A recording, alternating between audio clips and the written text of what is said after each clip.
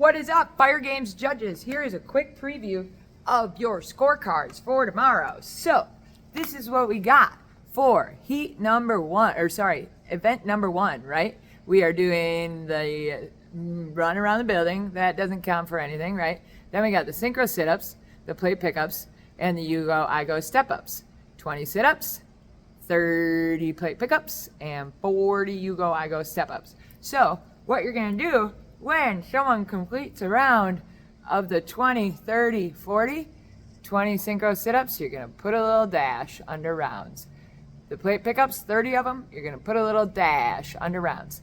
You go, I go step-ups, you're going to put a little dash under rounds. So anytime they complete a full round of any of those exercises, which again is 20, 30, 40, you're just going to put a dash, right? So say they end on the plate pickups and they've only got 10 of them in. You're not going to put a dash in the rounds. Instead, you're going to write 10 in this rep category. So there should only be one exercise that has a number in this rep category.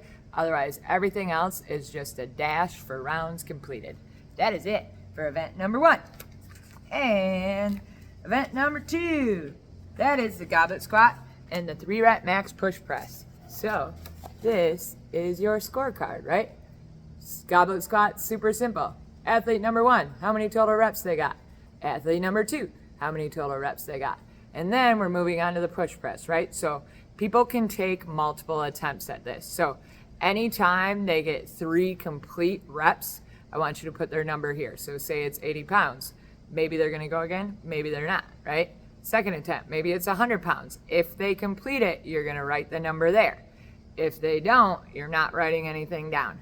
So whatever number they complete, but I want you to keep track of each completed 3-rep max so that say they did 80 pounds, they tried 100, but they failed at it.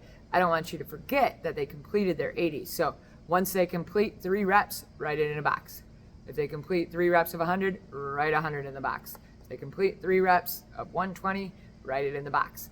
And then at the end of it, I want you to circle just so it's really clear for our scorekeeper what their final weight was. And then our scorekeeper will take care of the math.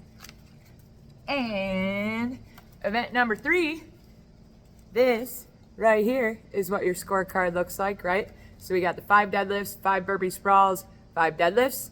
Anytime they complete all 15 of those, you are just gonna put a dash, right? Next athlete goes, they complete it all, put a dash.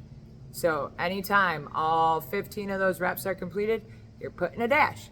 And then that last athlete going, inevitably, when the whistle blows, right? Say they get 5 deadlifts, 3 burpee sprawls. You're gonna write 8 right here. So that's not a complete round, so don't write it in the rounds. However many reps they get done on their last round, that's what you're gonna write in this box. And then our scorekeeper will take care of the math. And then lastly, we got event number 4. This is what it looks like. Hanging knee tucks, total reps. So you're just counting total reps here. So you could just keep tallying it up in your head when athletes switch, right? Say one athlete ends at 20, you can go right on to 21, that's fine.